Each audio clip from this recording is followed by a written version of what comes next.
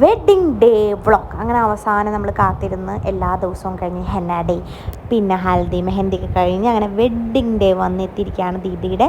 അപ്പോൾ ഈ ഒരു ലുക്കിൻ്റെ ഗെറ്റ് റെഡി വിത്ത് മീ ഞാൻ ഓൾറെഡി അപ്ലോഡ് ചെയ്ത് കഴിഞ്ഞു. അപ്പോൾ കാണാൻ താല്പര്യമുള്ളവർ പോയി കാണുക. അങ്ങനെ നമ്മൾ എല്ലാവരും കൂടി പോവാണ്. അപ്പോൾ കല്യാണപ്പെണ്ണ് മറ്റേ വണ്ടിയിലാണ് വന്നത്. അപ്പം ഞങ്ങളെല്ലാം കൂടി ഒനുക്കാടെയും ഫർസാന ദീദിയുടെയും കൂടെയാണ് പോന്നിട്ടുണ്ടായിരുന്നത്. അപ്പോൾ ഇവരുടെ ഫർസാന ദീദിൻ്റെയും മിന്നുൻ്റെയും മേക്കപ്പ് ആർട്ടിസ്റ്റ് തന്നെയാണ് ചെയ്തിട്ടുണ്ടായിരുന്നത്. അപ്പോൾ ഞങ്ങളെല്ലാവരും കുത്തി നിറഞ്ഞ് കസിൻസ് എല്ലാം കൂടി അടിച്ചു പൊളിച്ച് പോകണം. മറ്റേ ഒരു ചേച്ചി ദീദിയുടെ ഓഫീസിൽ വർക്ക് ചെയ്യുന്ന ഒരു കൊളീഗായിരുന്നു.